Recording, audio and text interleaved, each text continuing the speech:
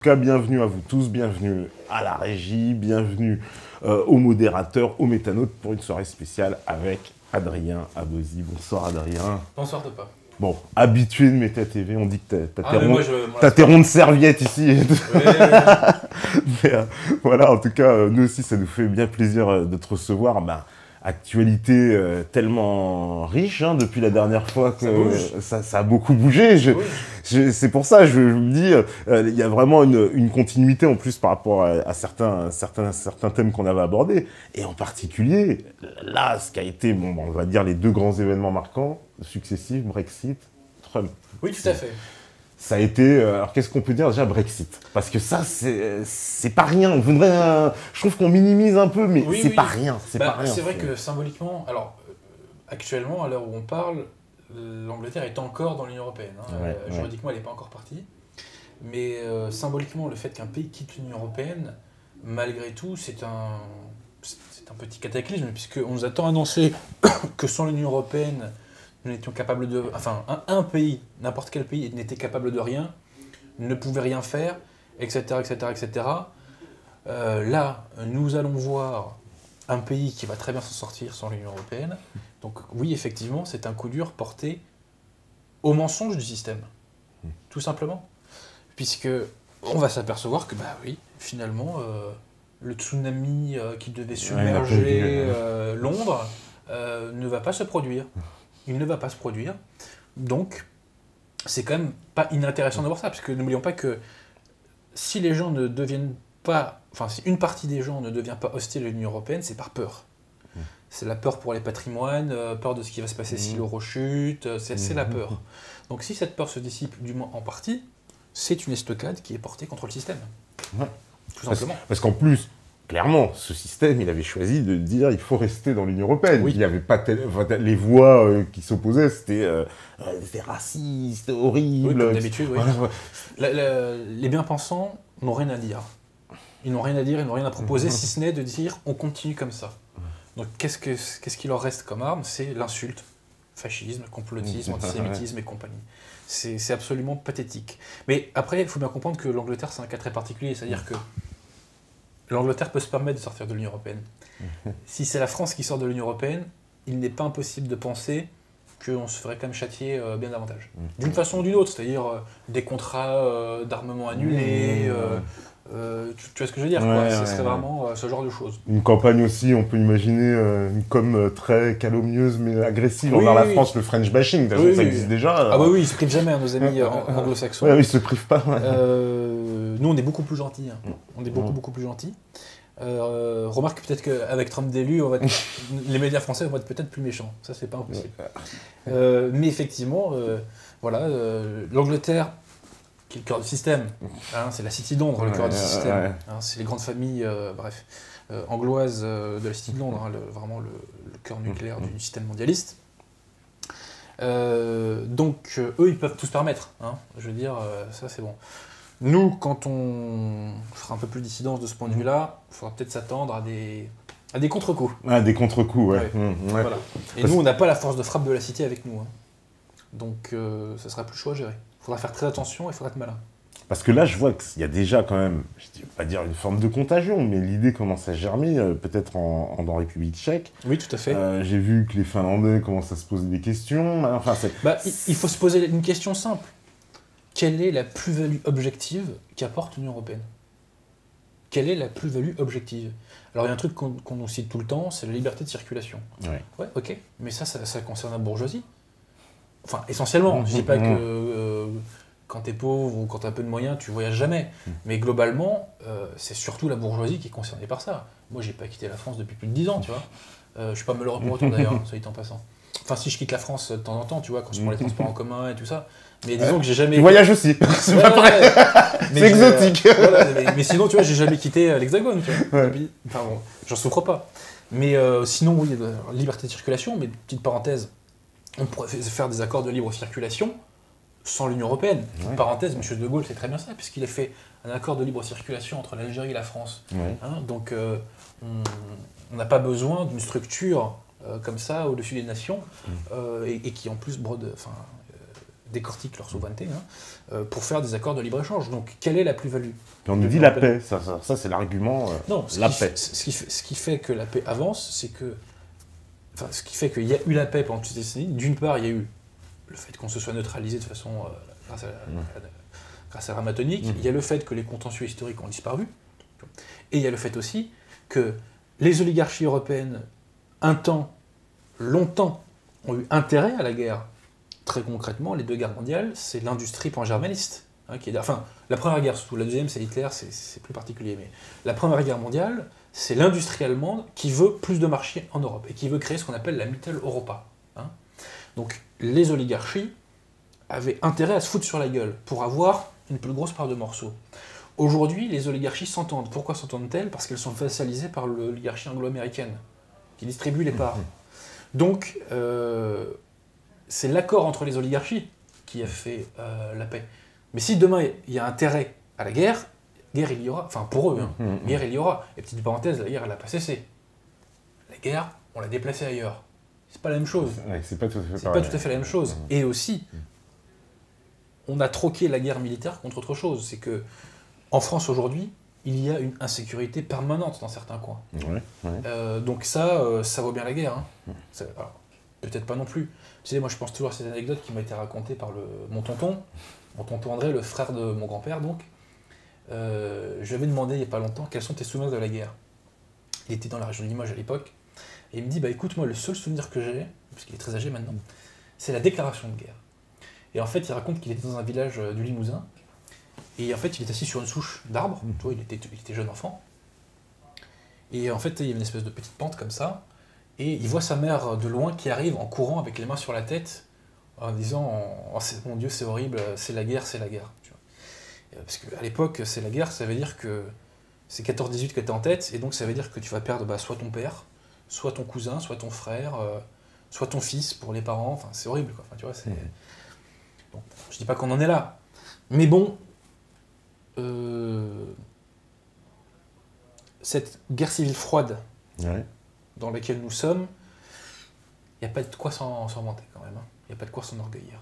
Mais c'est-à-dire qu'en France, tu penses qu'on tient... C'est quoi? Il y a une espèce de paix sociale qui est hyper fragile? Il y a une paix ethnique. Une paix ethnique. Une paix ethnique. Concrètement, quand on aura, à cause de la dette, quand on pourra moins verser de RSA ou d'autres allocations, je serais curieux de voir ce que ça donne. Et je pense que tu enlèves les aides sociales, ça devient tout de suite explosif. Et nos hommes politiques en ont parfaitement conscience. Pourquoi les banlieues sont 10 fois plus arrosées que le Limousin que je connais un petit peu, que certains coins du Languedoc que je connais un petit peu, où là-bas, il y a de la pure pauvreté, quoi. Ça te serre le ventre quand tu y vas. Même globalement, ce que Christophe Guilluy appelle la France périphérique. Pourquoi ces zones-là sont... Quand je dis 10 fois moins arrosées, c'est pas une façon de parler, c'est 10 fois moins arrosé que la banlieue. Tu sais, moi j'ai fait 10 ans de rugby, à chaque fois que nous, on allait jouer dans une ville de banlieue qui était officiellement crasseuse, ils avaient des super infrastructures, les mecs, ils avaient des super stades. Nous, on était porte de Choisy, on avait un stade qui était totalement pourri, totalement défoncé. Et tu vois, quand on allait au Mureau, à Bobigny, à Mantes-la-Jolie, les mecs, ils avaient des super infrastructures à l'époque, enfin, par rapport à ce que nous on avait. Mais pourquoi? Parce que les municipalités... Il y a une politique de la ville, on met de l'argent là-dedans, bien sûr. Tout simplement. Donc il y a une paix ethnique qui est achetée. Nos hommes politiques en ont parfaitement conscience, bien entendu. Pourquoi je te dis ça avec autant de certitude? Parce que j'ai lu le dernier bouquin, tu sais, sur Hollande, là, des 2 journalistes qui... oui. Il fait les mêmes constats que moi. Il fait les mêmes constats que moi. Et surtout sur l'immigration, enfin sur beaucoup de choses. Mais sur les questions ethno-démographiques, Hollande fait les mêmes constats que nous. Il fait les mêmes. Il y a trop d'entrées en France. La France des banlieues est totalement... est un monde hermétique, en quelque sorte, par rapport au reste de la société française. Mais en même temps, dans la société française, il faut distinguer la France périphérique des bénéficiaires, si tu veux, de la mondialisation, qui sont une minorité d'ailleurs de plus en plus restreinte. Hollande fait les mêmes constats que nous. Et c'est parce qu'il fait les mêmes constats que nous que... c'est effectivement, j'allais dire un collabo, je n'ai pas de procès, mais tu vois ce que je veux dire. Oui, oui, parce que s'il fait ce constat-là, il ne peut pas appliquer la politique qu'il applique. En théorie, c'est quand même... Ou alors, il détruit la France sciemment. Ou alors, il détruit la France sciemment, tu vois. Mais objectivement, il fait le même constat que nous sur beaucoup de choses. Ce livre est assez intéressant quand même. on en dit beaucoup de mal. C'est pas le brûlot ou le... C'est pas si humiliant que ça pour Hollande, si tu veux. En fait, ce livre, c'est vraiment un livre qui sort pile poil pour les élections, c'est-à-dire il s'explique sur tout ce qu'il a fait depuis 5 ans. Sur absolument tout. Y compris sa vie privée, avec Julie Gaillet, je sais plus comment elle s'appelle celle d'avant. Trierweiler, là où il a tellement marqué l'histoire de France. Bref. Donc c'est ça l'idée. C'est quand même un document historique intéressant, parce qu'on voit qu'on a lu à la présidence de la République un post-adolescent, en fait. Mais remarque, celui d'avant était pas mieux dans le genre. Pas mieux dans le genre, en plus la garde. Voilà, donc c'est des gens qui cherchaient à avoir une meuf, une copine. La preuve avec Carla, c'est du sérieux, n'est-ce pas? Voilà, donc on a eu des post-adolescents, mais bon, on a les gouvernants qu'on mérite. Voilà. Parce que là, alors c'est ça qui est quand même saisissant. Hollande, lui, fait ce constat-là, et d'un autre côté, je vois un homme politique comme Philippe de Villiers, il se fait traiter de complotiste. Et qu'il reprend précisément en plus des extraits du livre d'Hollande où il parle de la fameuse partition. Alors, j'ai lu effectivement les extraits. C'est vrai qu'on pourrait donner plusieurs sens, ce que Hollande pourrait dire, mais en gros, toi, tu as l'air plutôt d'accord avec De Villiers. Ouais, voilà. Alors, même, j'ai un souvenir, je crois que c'était sur Europe 1. Et De Villiers, à un moment, évoque le grand remplacement ou un truc dans le genre. Il se fait immédiatement couper par un présentateur radio, et il fait « Ah, mais ça, c'est du complotisme. » Mais alors, définissez-moi, bon sens, que c'est le complotisme. Parce qu'il y a la définition classique du complotisme normal, c'est-à-dire celle de voir des complots partout, à tort et à travers. Ça, ok, pas de problème. Ça existe, mais globalement, ça concerne, franchement, une ultra-minorité de la population. Mais, c'est un extrait que je cite dans mon livre, Najat Vallaud-Belkacem passe en janvier 2015, je crois que c'est encore sur Europe 1, ou attendez, enfin, c'est au micro de Jean-Michel Apathy, donc c'est peut-être sur RTL. Et elle dit, donc il y a de plus en plus de complotisme, et la définition qu'elle donne du complotisme est extrêmement intéressante. Sa définition, c'est la remise en cause de la parole des médias et de la classe politique. C'est ça le complotisme. Donc en fait, tout discours alternatif à la doxa est du complotisme. Avant c'était du fascisme, maintenant c'est du complotisme. Et il y a une troisième définition du complotisme qui est évoquée par le système, c'est quand tu prêtes à quelqu'un des calculs égoïstes, des calculs cachés, des calculs mauvais. C'est-à-dire que le mal n'existe pas. Pour l'homme de gauche, le mal n'existe pas. Et quand tu considères que le mal et l'égoïsme existent, tu es un complotiste. Si tu dis tel groupe financier fait ça parce que ceci, parce que cela, ah mais c'est du complotisme. Et pourquoi? Il y a une cause très profonde à ça. Qu'est-ce que la gauche? Avant toute chose, la gauche, c'est l'idéologie des Lumières. Qu'est-ce que c'est que l'idéologie des Lumières? C'est la négation du péché originel. C'est-à-dire que la nature humaine est bonne. C'est comme Rousseau. C'est Rousseau. La nature humaine est bonne, il n'y a pas de péché originel. L'homme est bon. Donc si tu prêtes à l'homme bon des intentions mauvaises, c'est que tu es complotiste. Voilà. Donc, le complotisme, il y a 3 définitions. Définition classique, mais qui n'est plus utilisée par le système, et pour cause de fait, elle recouvre une réalité assez faible. Il y a la définition de Mme Najat Vallaud-Belkacem, à savoir remise en cause de la parole de la classe politique et des médias. Moi, à ce titre-là, je suis très complotiste. Très complotiste, voilà. Ça, c'est très pratique en plus. Comme ça se qualifie très vite. Mais ils n'ont rien à nous dire, ces gens-là. Ils n'ont rien à nous dire, ils n'ont rien à nous proposer. Tout ce qu'ils ont à proposer, c'est la trahison de la France. Encore et encore. Et la troisième définition, c'est donc la suspicion du mal, la suspicion de l'égoïsme, la suspicion d'intention cachée. Voilà. C'est un peu ça les attaques tout le temps, parce qu'il y a beaucoup de gens aussi qui s'expriment, puis après ils sont poursuivis pour incitation à la haine raciale. Oui, tout à fait, oui. J'ai vu que Zemmour, bon, j'ai lu les propos pour lesquels il a été condamné, je veux le dire, mais en toute sincérité, c'est aberrant. Alors tu sais que... Il n'y a rien dans ces propos. Moi je demande une application d'incitation à la haine raciale, si tu veux, identique en tant que juriste, égalité devant la loi, pour tous les groupes. Et donc, par exemple, si un jour quelqu'un te dit « je suis pour qu'on rase telle grande mosquée de France », si tu dis « je suis pour qu'on rase tel monument très important d'Israël », par exemple le mur des lamentations, je vais dire que c'est de l'incitation à la haine raciale contre Israël ou de l'incitation à la haine raciale contre tel pays musulman. Donc quand on dit qu'on est pour raser le château de Versailles, comme M. Apathy. M. Apathy, qui nous montre tout son amour de la France. Ça tombe sous le coup de la loi, normalement. Si tu appliques avec les critères qui sont appliqués, si tu veux, à des gens comme Zemmour ou comme d'autres, parce que l'incitation à la haine raciale, moi je veux bien que ça soit condamné. Mais dans ces cas-là, que ce soit vraiment de l'incitation à la haine raciale qui soit condamné. À partir du moment où la simple critique d'une communauté d'un groupe, quel qu'il soit, devient de l'incitation à une raciale, ça devient autre chose. Et la loi Pleven, parce qu'on te parle toujours de la loi Guesso, mais la loi Pleven, elle est 10 fois plus, est une loi totalitaire qui t'oblige à te rallier à ce que j'appelle l'idéologie du parti. C'est une loi anti-déviationnisme, la loi Pleven. C'est-à-dire que ça t'interdit de faire des constats, hein. Ça t'interdit de faire des constats, ça t'interdit de faire des critiques. Si je dis que les Suédois, par exemple, en France, créent trop de délinquance, tu peux te faire condamner par la loi Pleven, ce qui n'est pas mon cas. On sait que c'est les Austro-Hongrois et pas des Suédois bien sûr, qui foutent la merde, on sait bien. Donc, la loi Pleven est une loi totalitaire qui somme les individus de se rallier à une idéologie unique où tout le monde il est bon et tout le monde il est gentil, et la critique du multiculturalisme est quasiment interdite, si tu veux, ou alors de façon très feutrée. Ouais, parce que dans les mots, par exemple, voilà, je prenais ce cas de Zemmour parce que il est bien emblématique, mais il n'y a absolument aucune insulte, rien dans ce qu'il dit. Enfin, il fait le constat comme on pourrait faire un sociologue ou quelqu'un. Enfin, il n'y a rien d'injurieux pour personne. Au sujet de Zemmour, si tu me permets une incise, tu sais qu'il a fait un débat avec Raphaël Glucksmann il n'y a pas longtemps. Ah bah oui, et assez ennuyeux d'ailleurs. Hein. Ouais. Et faut dire qu'il n'y a pas beaucoup de répondants Zemmour face à lui, je veux dire. Et Zemmour à un moment dit les quartiers où moi j'ai vécu. Il y a plus de Français de souche. Je crois que c'est ça. Donc, et il cite Montreuil, le 18e, et... il cite Drancy et Stein. Alors Stein, je connais très bien. Alors écoute, Stein, ma grand-mère a vécu à Stein. Elle a vécu à Stein, donc je connais. Alors, petite parenthèse, il n'a pas tout à fait raison.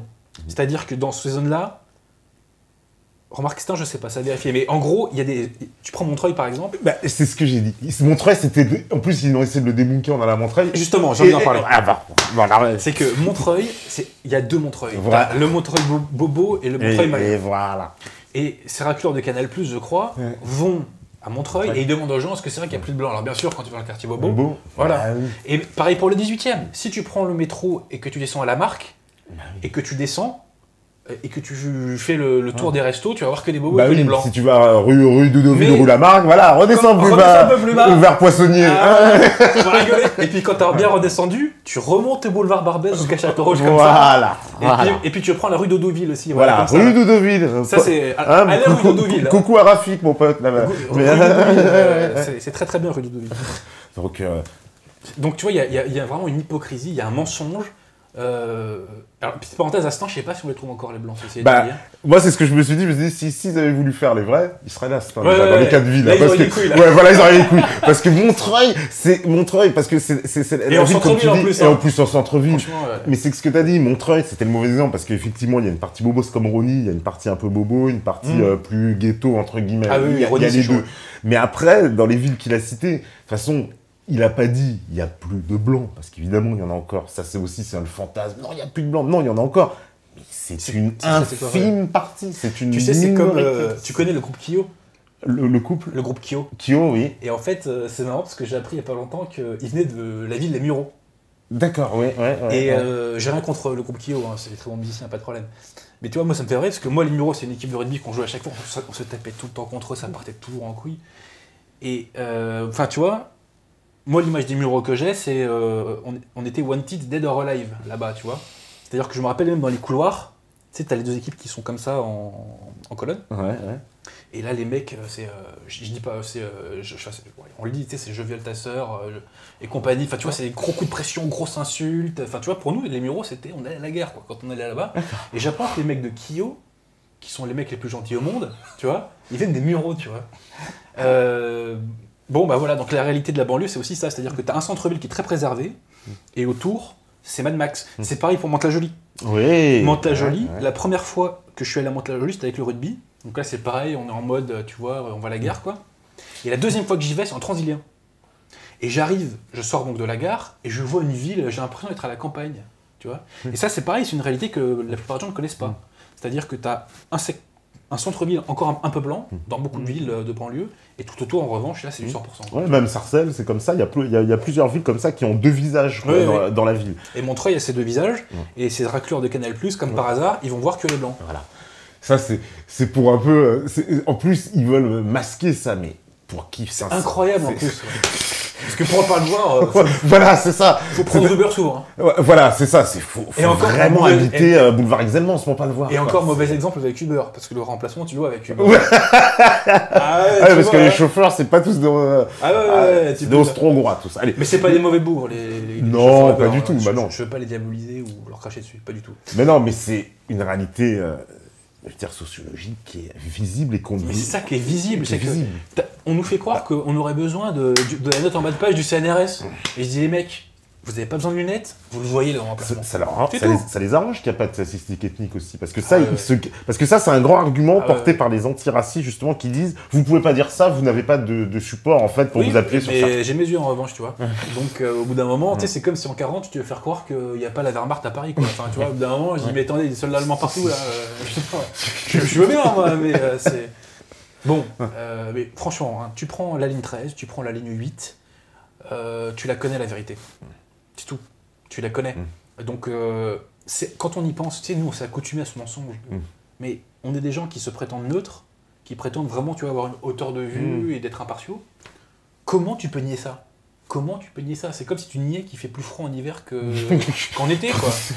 Enfin, au bout d'un moment, cette négation systématique de la réalité, allez, en avant-première, c'est ce que j'appelle dans mon prochain livre, le négationnisme institutionnel.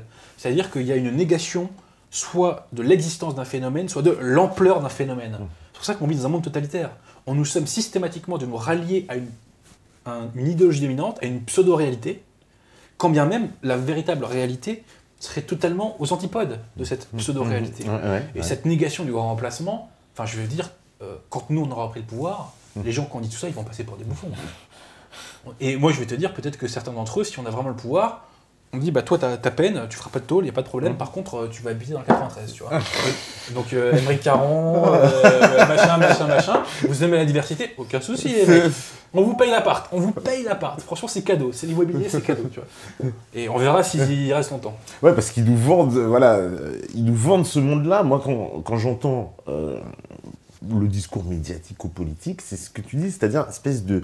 On nie, c'est-à-dire des gens qui vivent comme ça dans une alcôve où je ne sais pas où est-ce qu'ils sont, mais complètement coupés de la réalité. On a l'impression qu'ils ne sont pas en face. C'est très dur. Même quand tu habites dans le 16e aujourd'hui, c'est très dur. Tu sais que moi je travaille dans un quartier d'affaires, même dans le quartier d'affaires ça se voit. À la limite, ceux qui ne le voient pas, c'est la bourgeoisie du 92, tu vois. C'est les villes Marne-la-Coquette, Sceaux et compagnie. D'accord, oui. Ce genre de villes-là, effectivement... là, tu peux passer à côté du grand remplacement. Tu sais, moi, je vais te dire, la première fois que je suis allé à Sceaux, je me suis dit, mais le 16e à côté, c'est des clodos, quoi. C'est-à-dire que c'était un monde, c'est une bulle. C'est une bulle. Ou même à Saint-Germain-en-Laye. Saint-Germain-en-Laye, ouais. Je suis allé à Saint-Germain-en-Laye, j'en ai pas cru mes yeux, quoi. J'ai avec que des blancs, j'ai plus l'habitude. Hein. En Île-d'Afrique, c'est rare, tu vois, des villes où il y a que des blancs, comme ça. Même... une espèce de calme, qui règne, une sérénité comme ça, une ambiance. Mais Sceaux surtout, ça m'a marqué, quoi. Je me suis dit, ça existe, ça. Oui, je connais un peu Bourg-la-Reine, Sceaux, ces endroits-là. Bon, bah d'accord. Donc ces gens, ils passent à côté de la réalité. Mais même quand tu habites à Paris, dans le 5e, même quand tu habites au boulevard Saint-Michel, sincèrement, c'est très difficile de passer à côté. Ne serait-ce que parce qu'à Châtelet aussi, tu vois. Parce que Châtelet, tu sais, moi j'ai un pote qui vendait des glaces à Châtelet. Et il m'a raconté que les touristes étaient choqués, tu vois, de la population tu vois, de Châtelet, quoi. Un peu trop de Suisses. Et il y avait trop de Suisses à Châtelet, quoi. Donc voilà, effectivement, le grand remplacement, non seulement c'est une vérité, mais c'est une évidence, quoi. Ouais, parce que, alors en plus, j'ai l'impression que ça a plus, comme cette espèce de monstre à deux jambes, il y a le grand remplacement entre guillemets légal, mais en plus, il y a les migrants, les illégaux. Oui. Parce que ça, le gouvernement, là, bon, bah, t'as suivi, Calais, le Stalingrad aussi. Totale avec les migrants. Moi, ce que j'adore avec les migrants, tu vois. Alors, grosse dédicace aux migrants, quoi. Non, mais franchement, quoi. C'est que eux, ils font tout ce qu'on les soupçonne de faire, tu vois. C'est-à-dire que on dit, attention, ça va ramener des mecs qui vont violer, qui vont tout défoncer. Et à chaque fois, les mecs, ils partent où ils passent, ils foutent le bordel. T'as des histoires de... Là, il y a pas longtemps, il y a une Bretonne de 60 ans qui se fait violer. J'ai vu ça. De 67 ans, quoi. 67 ans. Non, mais le cerveau... Il en a 16, quoi. Non, oh, putain. non mais franchement, quoi. Enfin, ces mecs-là sont les caricatures de ce que peut en penser l'extrême droite. Tu vois ce que je veux dire, quoi. C'est qu'ils font tout pour nous donner raison, quoi. Non mais c'est incroyable. C'est comme, tu vois, tu as vu peut-être les vidéos de batailles rangées à Stalingrad, quoi. Ah oui, bah, c'est Mogadiscio. Et attention, t'as remarqué que ça, tu le vois pas dans les médias. Non. Tu le vois pas dans les médias. Alors, dans les grands médias. Je suis content de te demander parce que moi j'ai fait des émissions sur les migrants et il y a évidemment des gens qui sont tombés dessus en disant oui mais tu fais le jeu des grands médias parce que justement j'ai voulu montrer l'autre visage des migrants, celui qu'on nous montre pas. Et là, mais toi tu me confirmes, les médias ils nous montrent pas ça. Bien sûr que non. Pour eux, mes messieurs, mes chers métanautes, vous avez pas tout suivi, les migrants sont des futures montagnes. Voilà, j'ai entendu ça. Je l'ai entendu en plus pour de vrai. On m'a dit, ce sont des futures montagnes. Voilà, et puis on fait tout pour culpabiliser les Français qui ne veulent pas les accueillir, on fait tout pour culpabiliser les communes qui ne veulent pas les accueillir. Il y a eu des reportages méprisants de Canal+, tu sais, sur toutes ces réunions qu'on voit partout en France, de populations des villes et des villages qui refusent de se faire coloniser. Et petite parenthèse, tous nos tocards de Canal+, là, moi je les ai pas entendus proposer à faire venir des migrants dans leur rue. J'ai entendu personne dire venez rue de Rivoli, venez dans le 16e, venez à Sceaux, venez à Bourg-la-Reine, venez à Neuilly. Je les ai pas entendus dire ça. Je les ai pas beaucoup entendus. Qui montrent l'exemple. Qui nous montrent l'exemple. Après, peut-être qu'on les imitera si on trouve qu'il y a des effets positifs. Mais montrez-nous. Parce que je l'ai vu que dans le traitement médiatique, voilà, encore sur le cas que tu parlais en Bretagne, les gens ont manifesté. Ils se sont fait traiter de nazis, quoi. C'est-à-dire... Voilà. Tu défends une dame, ou tu condamnes la condamnation du viol et du nazisme, donc c'est dramatique de dire ça. On voit que, de toute façon, je vais te dire un truc. La gauche, initialement, c'était une idéologie politique. Ce l'est encore à certains égards, mais c'est franchement devenu une pathologie mentale. Non mais au bout d'un moment, il faut le dire. Il faut le dire. C'est que ces gens-là ont un problème avec la réalité, quand même. Quand tu m'as dit ça la première fois, ça m'a fait beaucoup rire. Mais figure-toi qu'au fur et à mesure que je rencontre justement des gens qui sont dans ce déni total, je me dis, mais Adrien a raison, en fait, c'est une pathologie. Parce qu'à un moment donné, c'est quand tu montres à quelqu'un que tu lui dis, mais t'as la boule devant toi, il dit, mais non, mais non. Voilà, donc ceci est une voiture. C'est une voiture. Je suis un méthanote, ceci est une voiture, quoi. Voilà, donc ça, c'est le klaxon. Voilà, c'est la preuve. C'est une voiture. Voilà. Et ces gens-là refusent. Et à un moment donné, je me disais, mais il a raison, en fait, c'est une pathologie. Parce qu'à ce point-là, on peut plus, là, c'est l'idée. Mais tu sais, même les gens de gauche sont des fanatiques religieux. Par exemple, quand tu prononces le mot facho, Front National, alors que putain, le fun, c'est plus que ça c'est, ces gens-là ont un réflexe de va des rétro. Oui. Et tu vois, ils sont en mode vraiment fanatique religieux, quoi. Et d'ailleurs, les personnes les plus intolérantes sont de gauche, parce que moi, qui suis d'extrême droite, n'est-ce pas, j'ai aucun problème avec le fait que quelqu'un ne pense pas comme moi. Si je croise demain Yann Barthès dans la rue ou Émeric Caron, je m'en fous. J'ai pas du tout envie de les violenter, je m'en fous. Alors que le mec de gauche qui me croise, il a envie de me foutre une tarte. Tu vois, objectivement. Moi, je vois les commentaires haineux que je reçois des gens de gauche. Tu sais, moi, les commentaires, c'est par période. À un moment, j'ai eu les Trolupères, j'ai eu les Soralo maghrébins. Et là, tu vois, c'est surtout parce que j'ai taclé pas mal mis debout. Et là, les gens de gauche, tu les vois ce qu'ils mettent sur la page, mais les mecs, ils sont haineux, quoi. C'est incroyable. C'est incroyable, quoi. Ah oui, il y a une violence de leur côté. Mais ils refusent de l'admettre, ça aussi, parce qu'ils nous disent toujours que c'est l'extrême droite qui est violente. Ils disent jamais. Regarde les manifs El Khomri. Regarde cette violence incroyable contre les flics, tu vois. Parce que l'homme de gauche a une supériorité morale. Si tu n'es pas de gauche, tu es un sous-homme, et donc je te retire les droits de l'homme, puisque tu n'es pas un homme. Je peux te retirer les droits de l'homme et je peux te traiter comme une merde. C'est ça, la pensée de gauche. Nous, hommes de gauche, nous, républicains, nous sommes supérieurs aux Français. Nous sommes moralement supérieurs à ces manants qui ne comprennent pas la beauté du politiquement correct, du mondialisme, du cosmopolitisme, des Lumières, de la laïcité et compagnie. Vous, manants, nous vous méprisons. Il y a un mépris profond chez l'homme de gauche. Profond. Vraiment. Et là, alors, puisque justement... Et une arrogance incroyable.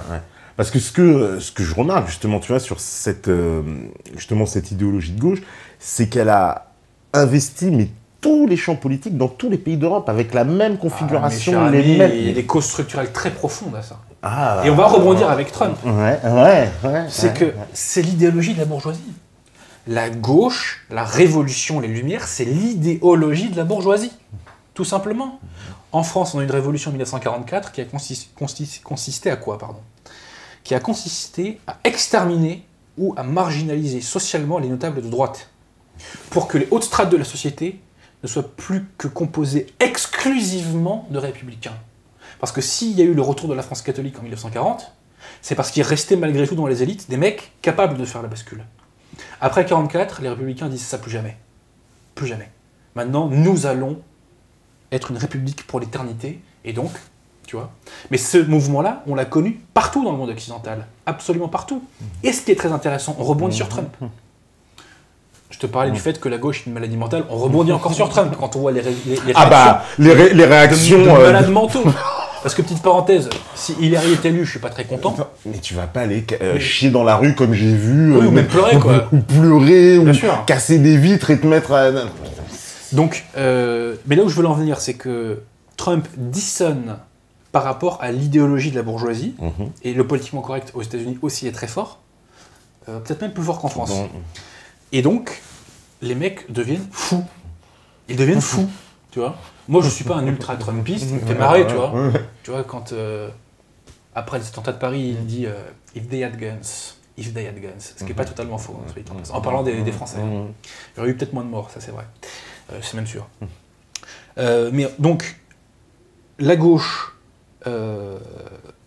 cette idéologie donc, de gauche, des Lumières, maçonnique, hein, on va être clair, hein, mondialiste, donc c'est cette idéologie-là qui colonise la bourgeoisie. T'as encore en France, ce que j'appelle moi des mecs de la cause, qui sont très haut placés. T'en as encore. Mais il la ferme, parce que quel intérêt ils ont à l'ouvrir?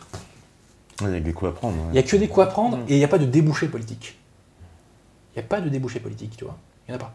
Donc, c'est pas du tout la majorité, hein. Je pense que si c'est 5%, c'est pas mal. Hein.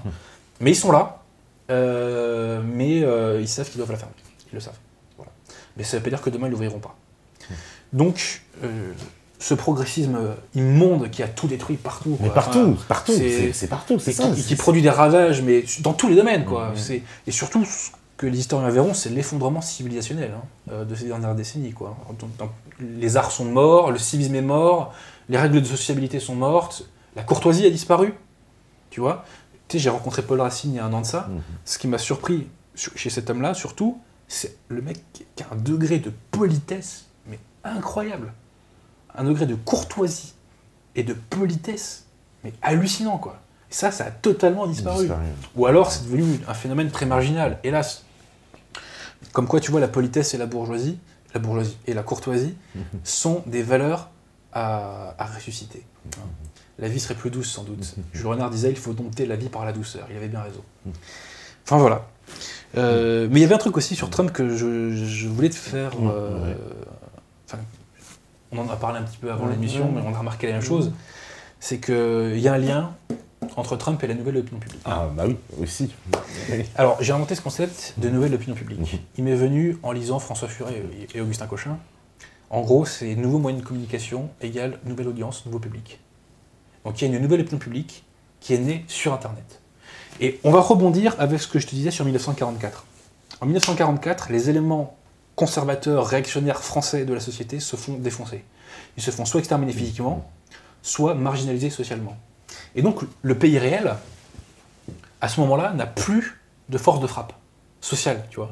Il n'a plus de force de frappe, il n'a plus de grands médias, il n'y a plus d'Action française qui se vend à des dizaines de milliers d'exemplaires, il n'y a plus de Léon Daudet à l'Assemblée, il n'y a plus de Xavier Vallat à l'Assemblée, etc. Donc le pays réel est désarmé, totalement désarmé, et donc tu as un triomphe et une avancée de la République depuis 70 ans qui est énormissime, si tu veux. Bon. Et une défrancisation d'ailleurs qui est liée à ça. Le pays réel a retrouvé une nouvelle force de frappe avec la nouvelle opinion publique. Parce qu'en fait, la nouvelle opinion publique, c'est l'opinion du pays réel, face à l'opinion républicaine qui nous est transmise dans les grands médias. Grands journaux, grandes radios, grandes télés, etc. C'est ça. Et c'est pour ça qu'en face, ils bug et qu'ils nous traitent de fachos, de complotistes et compagnie. Non, nous sommes français. Vous êtes des raclures républicaines. Nous sommes français. Voilà, avec tout ce que ça implique d'un point de vue spirituel, civilisationnel, etc. Donc pourquoi je te parle de nouvelle opinion publique? Je tombe sur des articles, ces derniers temps, qui mettent en accusation Google et Facebook de laisser... Enfin, oui, ils sont mis en accusation, et on les accuse donc de laisser filtrer des fausses informations. Et donc c'est à cause de vous, grands méchants que vous êtes, que Trump a été élu. Parce que les gens sont cons, et ils se sont laissés intoxiquer par le mensonge, et ils n'ont pas vu la lumière que représentait Hillary Clinton. Hein. Bon. Et d'ailleurs, même sur France Inter, je crois que c'était d'ailleurs un descendant de Pierre Mendès France, qui lui ressemble comme deux gouttes d'eau d'ailleurs, c'est incroyable. Et on t'expliquait que c'est les complotistes, en gros, qui ont fait gagner Trump. C'est absolument incroyable, si tu veux. J'ai vu un article de Libération qui date d'aujourd'hui et qui dit Trump... c'est Facebook et Google, une cure de désintox sur Trump, un truc dans le genre. Vous pouvez les facilement vérifier. Et donc, en fait, Facebook et Google ont fait des déclarations dans lesquelles ils disaient que dorénavant, ils allaient sucrer les revenus publicitaires des sites qui diffusent des fausses informations. Je leur dis, excellente idée. Excellente idée. Donc, par exemple, ils ont bien dit fausses informations. Donc, tous les médias qui nous disent que l'immigration est une chance pour la France, que le racisme anti-blanc n'existe pas, que l'Union européenne va nous apporter de la prospérité, la paix et compagnie, que la mondialisation est heureuse, et ben dans ces cas-là, il faut leur sucrer leurs revenus publicitaires. Et dans ces cas-là, donc on va viser BFM-VC, le Bigorneau, Les Mondes, l'Aberration. Tu vois, tous ces gens-là qui mentent depuis des décennies, ou qui sont authentiquement imbéciles, ce sont les gars ou les deux. Hein. Donc dans ces cas-là, effectivement, oui, il faut leur sucrer leurs revenus publicitaires. Ou alors, peut-être tout simplement, il faudrait que quand ce sera un pouvoir nous, on leur supprime leurs subventions. Et là, on verra ce que représente leur base véritable. Mais donc, te disais-je, même aux États-Unis, on voit mal, on réceptionne mal, on accepte mal le fait que Internet est acquis ce poids et cette force médiatique. Et quelle est cette révolution? Elle est très simple, c'est qu'avant, pour l'info, entre les moyens de communication et le peuple, entre les deux, tu avais le pouvoir qui filtrait. Avec Internet, ça ne filtre plus. Et ça, on ne mesure pas les conséquences que ça a déjà et que ça aura. C'est les historiens qui nous le diront à quel point. Mais tu vois, mon cher Tepa, c'est pourquoi il ne faut pas que nous jouions les modestes. Nous contribuons à faire l'histoire, avec nos modestes moyens, qui effectivement, pour le moment, sont plus que modestes. Mais nous contribuons à faire l'histoire aujourd'hui. Le bon Dieu c'est une ruse de la providence, je crois que c'est le prophète Isaïe qui, dans l'Ancien Testament, dit que le bon Dieu ruse les rusés, enfin il y a une formule comme ça. Et là c'est vraiment ça, le bon Dieu nous a donné une nouvelle force de frappe, grâce à Internet.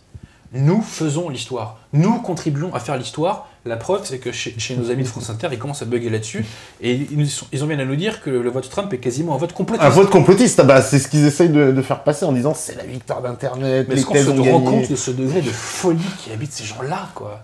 Mais c'est fou de dire ça, c'est absolument fou. Et en plus, tu vois, ce qui est sous-entendu, c'est que Hillary Clinton, donc la gauche, est la supériorité morale, et quand t'es intelligent, tu dois te rallier à elle. Sinon, c'est que t'es un con, quoi. C'est ce qu'on lit d'ailleurs aussi sur les électeurs du Front. Tout à fait. Ils sont mal éduqués, ils sont stupides, parce que bien sûr, les gens qui pensent que l'immigration est une chance pour la France, je te refais les magazines de tout à l'heure et compagnie, eux, ils ont tout compris. Eux, ils sont super intelligents. Bon, oui, parce qu'il y a un mot, alors, ça aussi, je ne sais pas si tu avais remarqué dans les médias, ils adorent utiliser le sentiment d'insécurité. C'est-à-dire, en fait, c'est comme si c'est pas réel. C'est un peu toujours ce que je parlais tout à l'heure, des négations. On sait pas. La prochaine fois que Zemmour balance un truc sur Stein, je dis aux journalistes de Canal+, allez faire le même reportage à Stein. Sur place, avec votre matériel, avec votre matos. Allez-y. On va voir si c'est un sentiment, les mecs. Parce qu'ils parlent de sentiments, comme si les gens, c'est une idée qui se font. C'est comme les chômeurs. Les chômeurs ont le sentiment de ne pas avoir de travail, alors qu'en fait, ils ont un travail, tu vois. Bien sûr. Et puis en hiver, tu as le sentiment qu'il fait plus froid. Mais en fait, non, c'est en été où il fait plus froid. On bascule dans un monde de folie, et c'est la preuve qu'on est dans un monde totalitaire. On n'est pas dans un monde liberticide, on n'est pas dans un monde dictatorial, mais nous sommes dans un monde totalitaire, car nous sommes sommés de nous rallier à une pseudo-réalité et de nous rallier à une idéologie très précise. C'est ce que j'appelle donc l'idéologie du parti. Au moins, tu vois, sous l'URSS, c'était clair et assumé. On nous disait, il y a l'idéologie du parti, si tu ne t'y rallies pas, tu es un traître et tu es condamné au nom du déviationnisme. Voilà.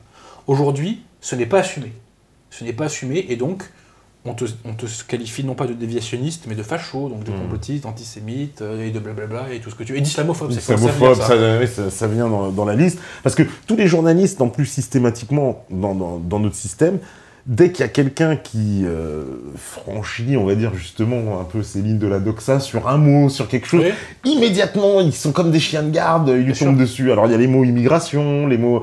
Tu vois, c'est des mots pavloviens. C'est-à-dire que dès que tu les prononces, c'est qu'il y a un truc qui se réveille, tu vois, dans la tête. Tu sais, on dirait que c'est du conditionnement.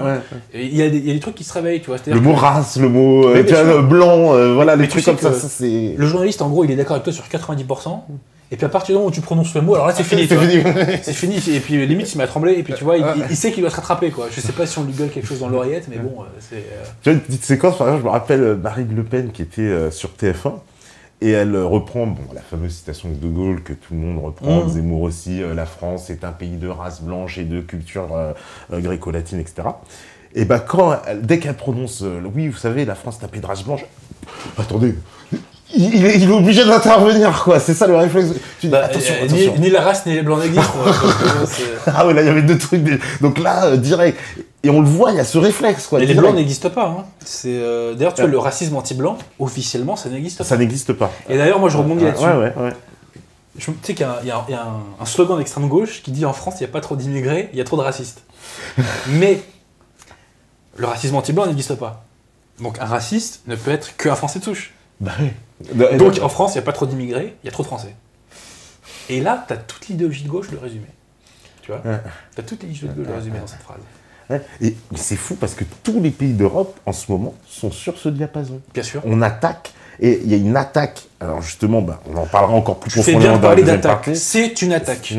Une attaque contre toutes les nations européennes, l'identité des nations européennes. Et une attaque profonde. Bien sûr. Profonde. Ah oui. D'une violence incroyable. Ouais. D'une violence symbolique absolument incroyable. On voit bien que l'idéologie mondialiste tient les rênes. Hein. Très concrètement, il y a un discours monocorde, j'allais dire univoque, dans tous les pays. Peut-être un petit peu moins au nord de l'Est, à la limite, mais il y a moins d'enjeux pour le système au nord de l'Est, si tu veux.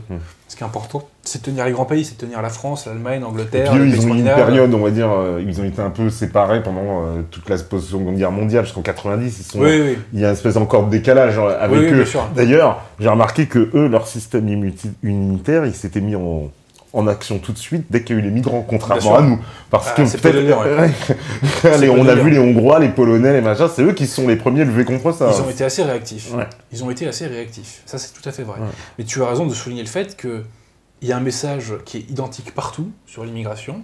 L'argent de George Soros doit aider un petit peu, notamment. Mais on dit George Soros, mais il y a d'autres mecs derrière. On les connaît pas. Soros, mais il est emblématique, parce que là, on voit, il arrose tout le monde, et puis c'est clair, quoi. Le CRAN, le CRIF, le CCIF, la LDH, tout le monde. C'est absolument assumé. Mais moi, je préfère quand Soros assume, tu vois, parce qu'il y a d'autres oligarques qui, eux, assument beaucoup moins. Je te dis pas qu'il est révélé sur un fer, mais bon, voilà. Soros, à lui seul, ne peut pas tout tenir. Oui, il peut pas tout tenir. Faut pas révéler les mecs. Bien sûr. Et puis, tu sais, Soros, c'est pas le plus riche des milliardaires.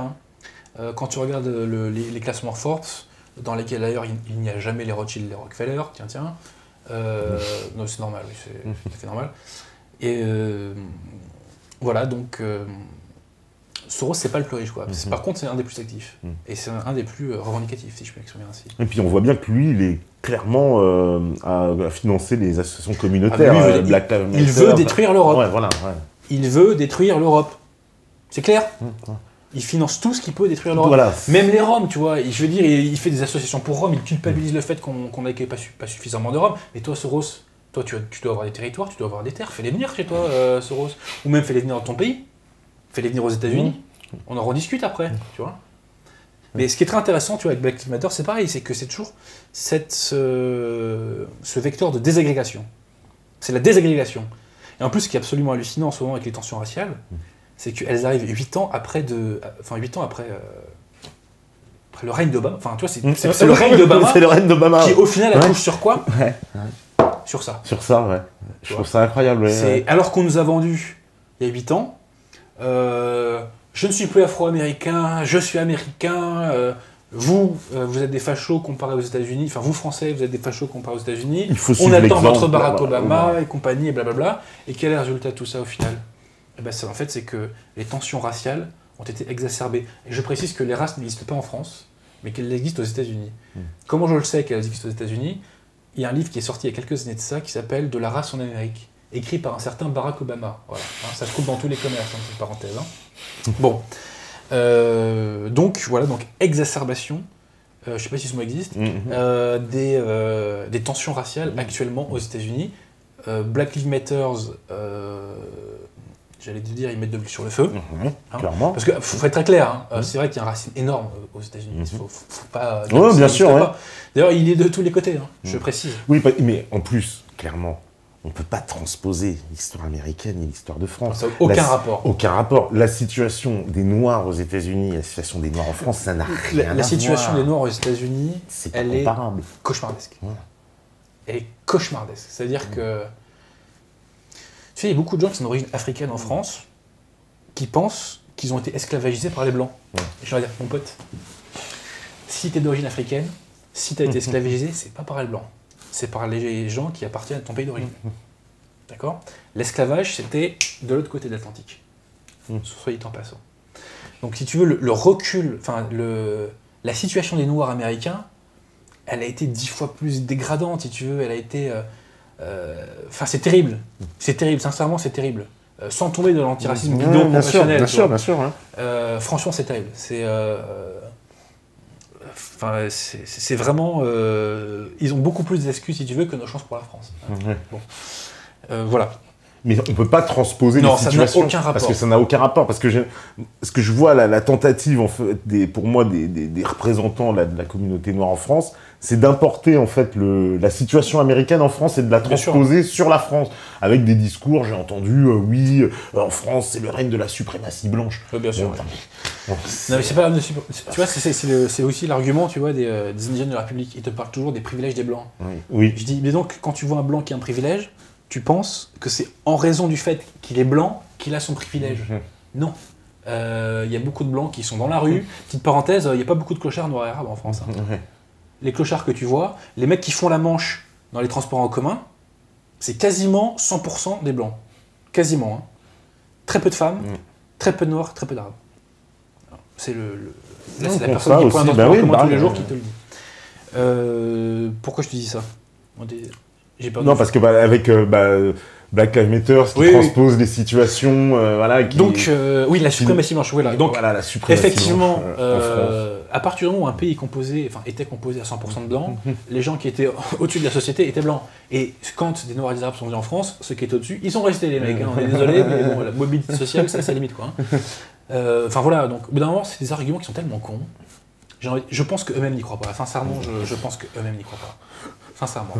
Parce que moi, je vais te parler de la suprématie noire au Sénégal. Tu vois. C'est ça. Je vais te parler de la suprématie jaune en Chine.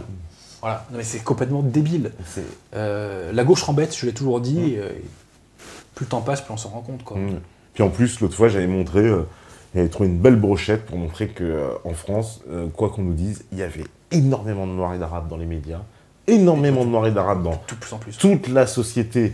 Et dans le personnel politique, aussi bien, et à tous les niveaux des postes, c'est-à-dire des conseils régionaux, des conseils municipaux, des préfets, et même dans le gouvernement, parce que ça leur plaise ou pas, mais il y a Rachida Dati, des Ramaya, des Fabien Amara, des Christiane Taubira, des Nadja Doualo-Belkacem, des Kader Arif et compagnie, ils sont là, je veux dire, quand me dire, non, la France, elle est raciste, mais c'est devant vous, je sais pas. Oui, bien sûr.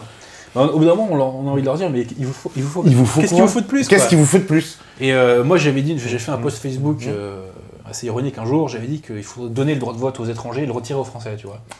Et à ce moment-là, effectivement, on sera plus un pays raciste. Voilà, et à ce moment-là, alors on n'est plus raciste. Ouais, non, Et je pense que quand on se sera autodétruit, on sera aussi plus un pays raciste. Voilà. Là, tu tireras bien dans le meilleur des mondes. Bon, on va faire la pause. Si la régie, elle est prête, j'imagine. Non, c'est bon? Oui. Encore? Ah non, pas tout à fait prête la régie. Ok. Bon. Si, c'est bon. Bon, bah c'est parfait. On fait la pause, on revient juste après. Restez connectés et voilà, toujours sur meta.tv. À vous la régie.